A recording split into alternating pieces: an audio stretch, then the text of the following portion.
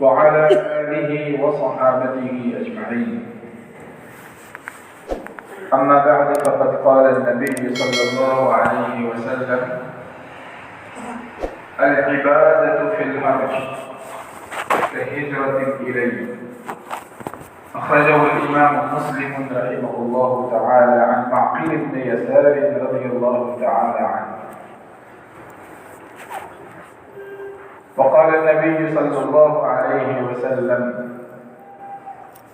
لا هجرة بعد الفتح. میرے محترم بھائیوں، بزرگوں، دوستوں، عزیز نوجوان،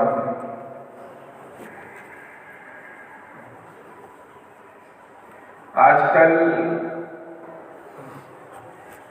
ہم جس دور سے، جس زمانے سے گزر رہے ہیں،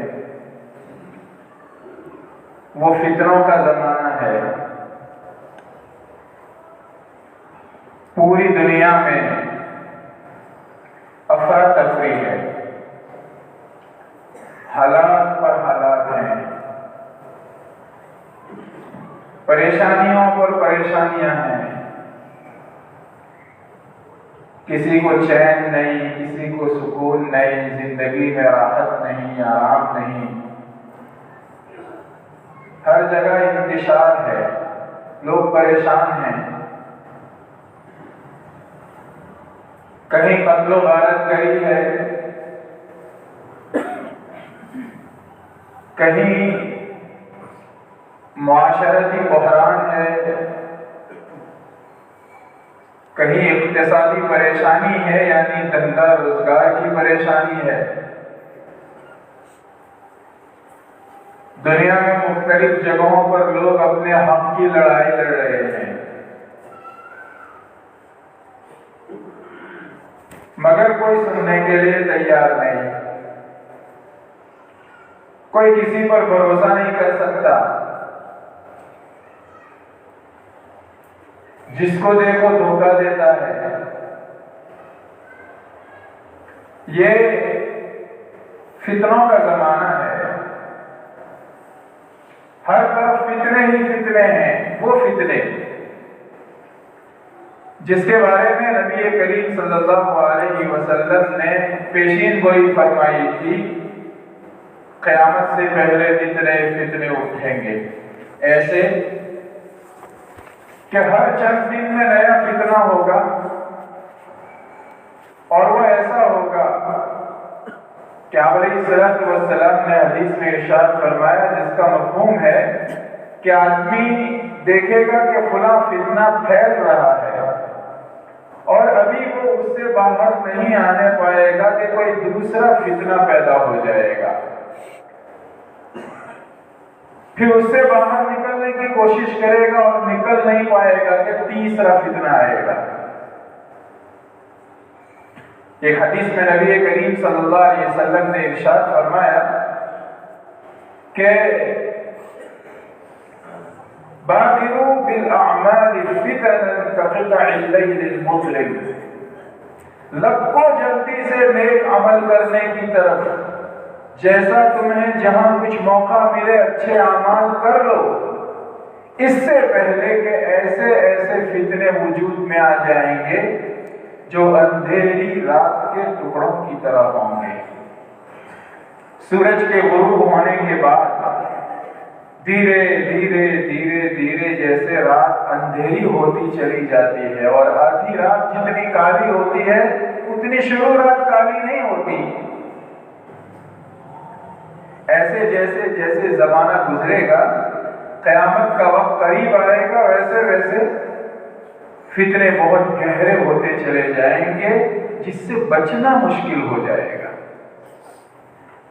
اس لیے جہاں جس کو جیسا موقع ملے اچھے اعمال ساتھ ساتھ کرتے جاؤ. زندگی میں جتنا آخرت کے لیے کما سکتے ہو کماتے جاؤ.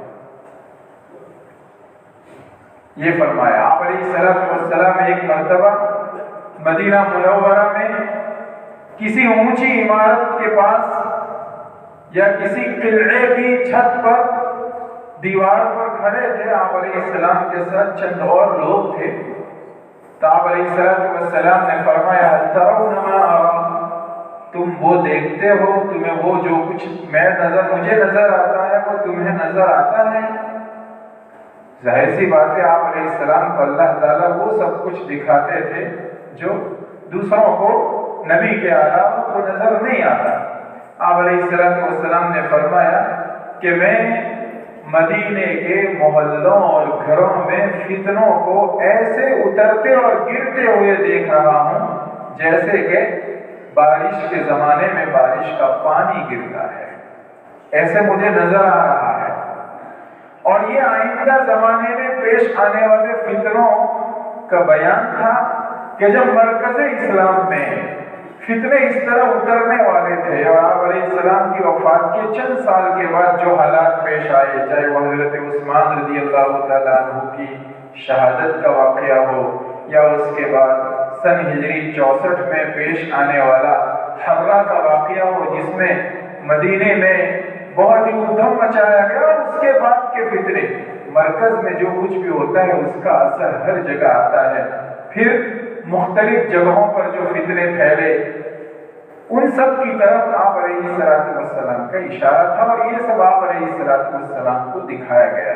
لیکن ہم عامةً دیکھتے ہیں کہ جب اتنے حالات ہوتے ہیں تو بس لوگ ان حالات پر چرچا کرتے ہیں، باتیں کرتے ہیں، زمانہ بگڑ گیا ہے، لوگ بگڑ گئے ہیں، حالات ایسے پیدا ہو گئے ہیں، ویسے پیدا ہو گئے ہیں، پوری دنیا میں یہ ہو رہا ہے، جس کے منہ پر دیکھو باتیں ہیں۔ لیکن ان فتنوں کے زمانے میں نبی کریم صلی اللہ علیہ وسلم کی جو تعلیمات ہیں، ان تعلیمات کی روشنی میں ہمیں اپنی زندگی میں کیا چینجنگ کرنا چاہیے، کیا تبدیلی لانی چاہیے، وہ تو ہم کرتے ہی نہیں۔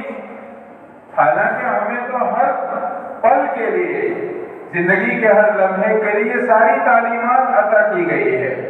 اخبار ہم پابندی سے دیکھتے ہیں اور سمجھتے ہیں فلانی جگہ یہ ہوا، فلاں جگہ یہ ہوا، اور ایسا ویسا چلتا رہتا ہے۔ میں یہ نہیں کہتا اخبار نہیں دیکھنا چاہیے، نہیں، زمانے کے حالات سے واقف ہونا چاہیے، یہ بھی مسلمان کی شان ہے۔ لیکن ہمیں ہدایت اخبار سے نہیں ملتی، ہمیں رہنمائی میڈیا سے نہیں ملتی، ہمیں تو رہنمائی قرآن اور حدیث سے ملتی ہے۔ ہمیں رہنمائی محمد رسول اللہ صلی اللہ علیہ وسلم کی زندگی، سیرت اور آپ کی تعلیمات سے ملتی ہے۔ آپ علیہ السلام ایسے وقت میں آدمی اپنی عام نارمل زندگی میں جو کچھ نیکیاں کرتا ہوتا تھا وہ سب پہ چھوڑ دیتا ہے، افراتفری میں، باتوں میں اور ادھر ادھر کی چیزوں میں زندگی کے اوقات، زندگی کا سمے گزار دیتا ہے۔ اس کو ایسا پتہ ہی نہیں چلتا کہ میرا کتنا زمان۔ آپ علیہ السلام ایسے موقع کے بارے میں تعلیم فرما رہے ہیں، الہجرۃ الیہ، فرماتے ہیں کہ العبادۃ فی الحرج کہجرۃ الیہ، حرج میں عبادت کرنا یہ میری طرف ہجرت کرنے کی طرح ہے، ہجرت کر کے میرے پاس آ جانے کی طرح ہے۔ حرج میں عبادت کرنا، امام نووی رحمۃ اللہ علیہ نے اس حدیث کی تشریح کرتے ہوئے ارشاد فرمایا ہے کہ اس سے مراد یہ ہے کہ فتنوں کے زمانوں میں جب لوگ باہم گتھم گتھا ہو، حق اور باطل کھل کر سامنے نہ ہو، کون حق پر ہے، کون باطل ہے، کون سچ بول رہا ہے، کون جھوٹ بول رہا ہے، کون سچا ہے، پکے ایمان کا ہے، کون کچا ہے، کون اندر سے نفاق رکھتا ہے، کون ظاہر میں بہت اچھا ہے، اندر سے بڑا بگڑا ہوا ہے، کچھ پتہ نہ چلے، کچھ پتہ نہ چلے، کس پر اعتماد کریں، کس پر بھروسہ نہ کریں، کچھ پتہ نہ چلے۔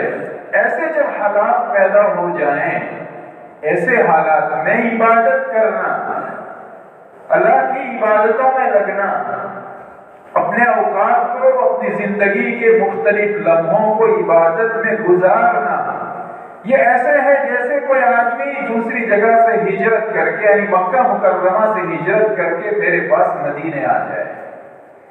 ہجرت کی بڑی فضیلت تھی، اس حدیث کو سمجھنے کے لیے ہمیں یہ جاننا پڑے گا، ہجرت کی بڑی فضیلت تھی۔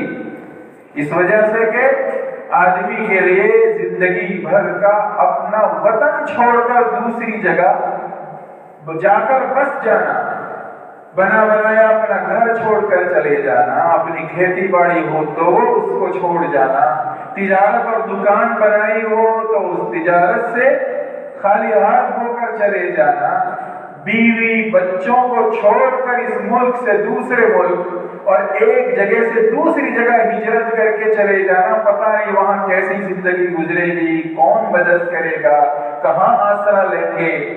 یہ بولنا بڑا آسان ہے، لیکن جنہوں نے ہجرت کی ہو انہیں کو پتہ چل سکتا ہے کہ مائیگرینٹ ہجرت کرنا کتنی مشکل چیز ہے اور کیسے آدمی دل پر، اس لیے حضرات صحابہ رضی اللہ تعالیٰ مجمعین نے جب ہجرت کی تو ان کو جب مکے کی یاد آتی تھی تو وہ شعر پڑھتے تھے، ان شعر میں مکے کو یاد کرتے تھے، مکے کے فضا کو یاد کرتے تھے، مکے میں اگنے والی اذخر اور جلیل گھاس کو بھی وہ لوگ یاد کرتے تھے۔ حضرت بلال رضی اللہ تعالیٰ عنہ وہ ایسے شعر پڑھتے تھے جس میں مکے کی یاد ہوتی تھی۔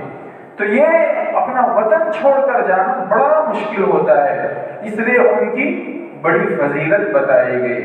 اسی لیے کہا گیا قرآن میں لا يستوي منكم من انفق من قبل الفتح وقاتل، تم میں سے وہ لوگ جنہوں نے فتح مکہ سے پہلے اللہ کی راہ میں پیسہ روپیہ خرچ کیا اور اللہ کی راہ میں جہاد کیا، دشمنوں سے لڑے، وہ لوگ، اور جنہوں نے ہجرت کے بعد پیسہ خرچ کیا اللہ کے راستے میں اور اپنی جان کی قربانی دی، وہ برابر نہیں ہو سکتے۔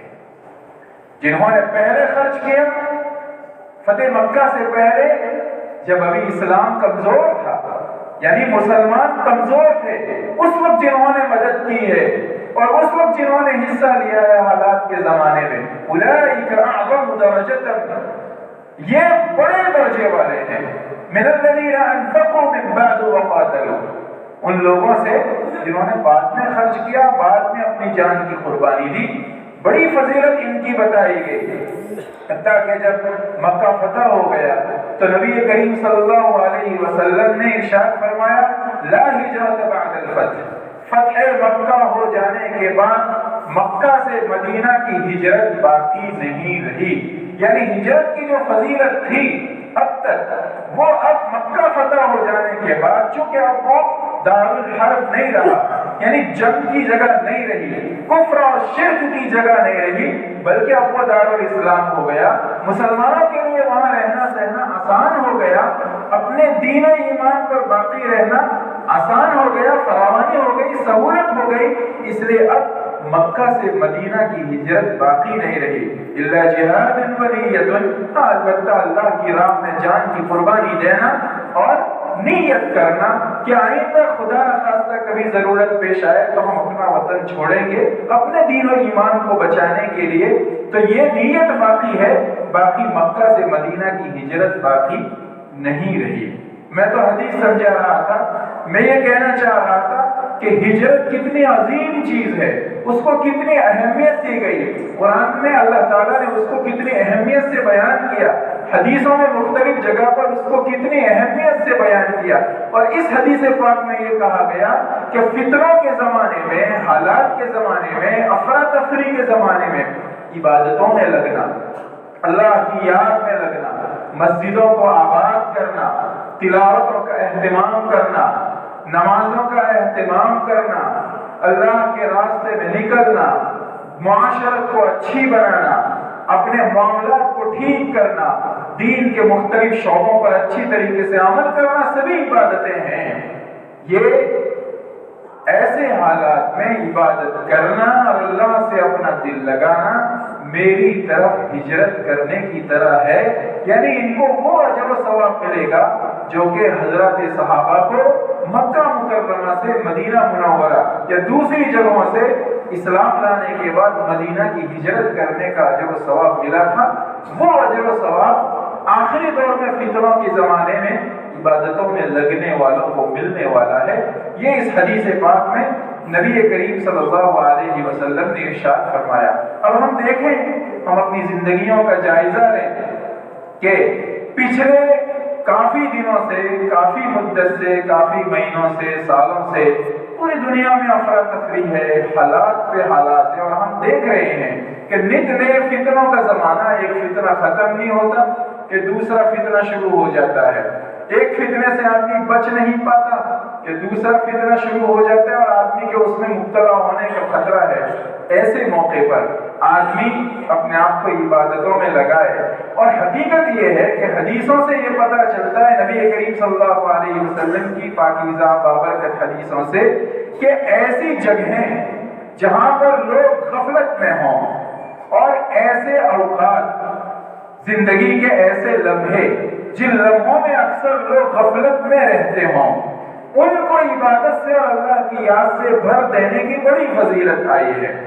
اسی وجہ سے حضرات سلف کے یہاں یہ اہتمام کیا جاتا تھا کہ بین العشاءین عبادتوں اور نماز کا اہتمام کرتے تھے۔ مطلب یہ ہے کہ مغرب اور عشاء کی نماز کے درمیان کے اوقات کو ہمارے پچھلے بزرگان دین نماز میں مشغول رہا کرتے تھے، مغرب اور عشاء کے درمیان میں، کہ عامتاً یہ وقت ایسا ہے کہ لوگ غفلتوں میں ہوتے ہیں، عبادتوں میں نہیں لگے ہوتے۔ تو جب عام لوگ غفلت میں ہوتے ہیں، اس وقت کو اگر آدمی اپنے آپ کو عبادت میں لگائے تو اس کی اللہ کے یہاں بڑی قدر ہوگی۔ اگر 100 آدمی ہوں اور 100 آدمیوں میں سے ہمارے پاس 95 آدمی، 95، 96، 7 آدمی اگر نہ آتے ہو، ہم سے نہ ملتے ہو، اس میں اگر ہم سے 2-3 آدمی ملے ہیں اور ہمارے ساتھ عزت اکرام کا معاملہ کرے تو ہمیں کتنا اچھا لگے گا۔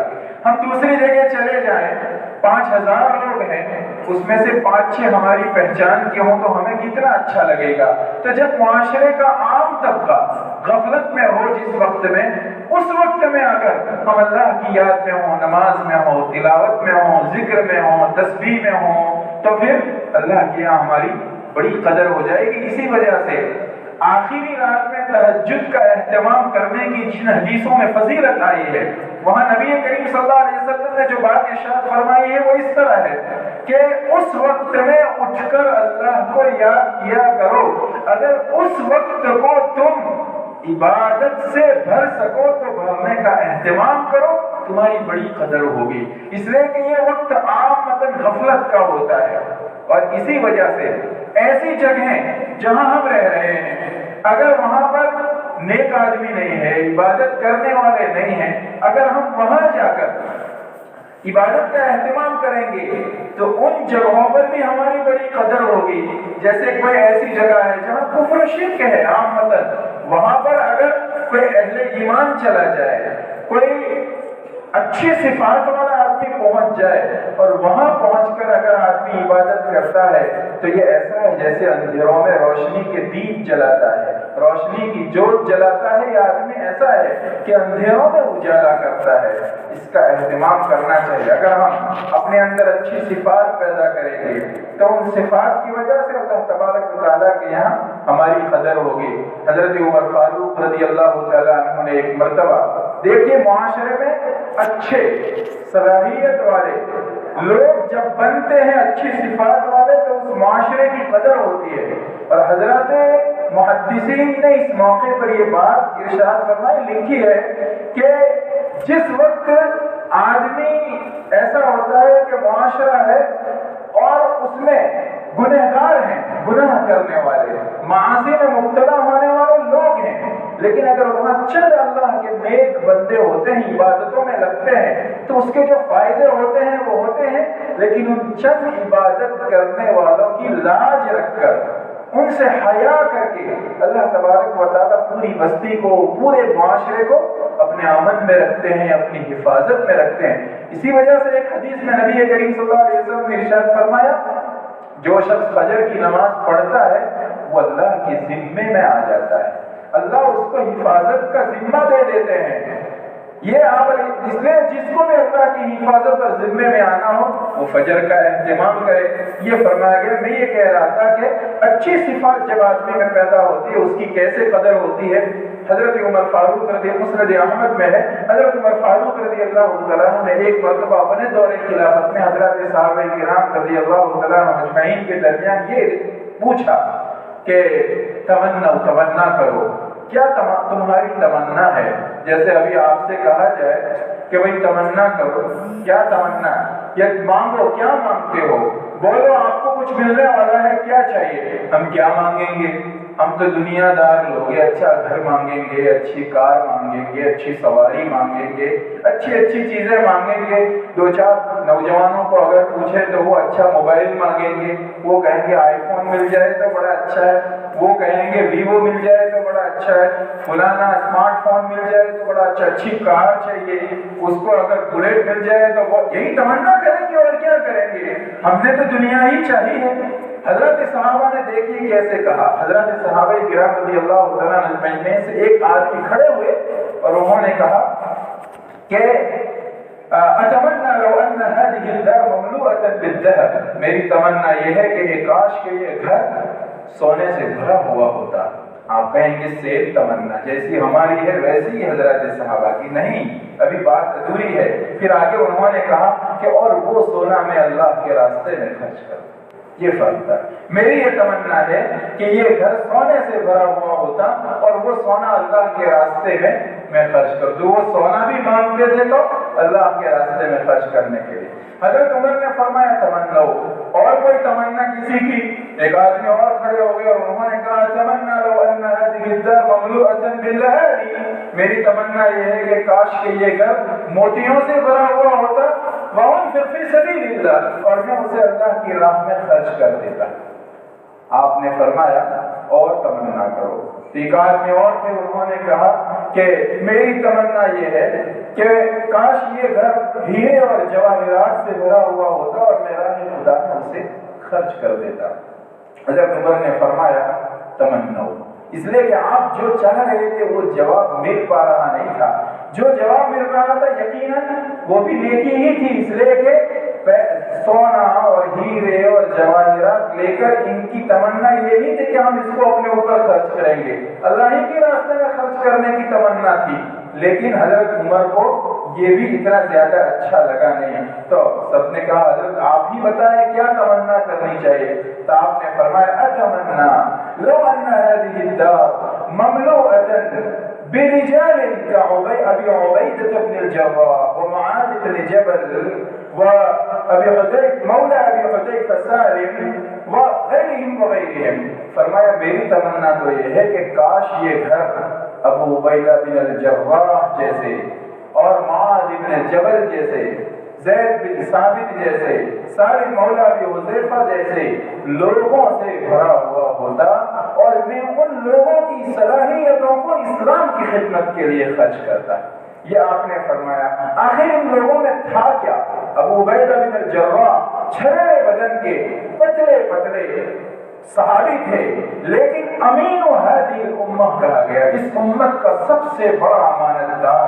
حتیٰ کہ حضرت عمر فاروق رضی اللہ تعالیٰ عنہ سے پہلے ان کی وفات ہوئی تھی. حضرت عمر فاروق رضی اللہ تعالیٰ عنہ کی جب شہادت ہونے لگی, آپ کی وفات ہونے لگی, آپ سے پوچھا گیا تو آپ نے کہا آپ نے جن 6 آدمیوں کی خلافت کے لیے نام لیے تھے اس سے پہلے آپ نے یہ فرمایا کہ آج اگر ابو عبیدہ بن الجراح زندہ ہوتے تو میں ان کو خلیفہ نامزد کر کے جاتا, ان کو خلیفہ بنا کر جاتا, اور میرا رب مجھے پوچھتا کہ کس کو ذمہ داری سپرد کر کے آیا تو میں کہتا اس کو جس کو تیرے نبی نے اس امت کا امین بتایا تھا.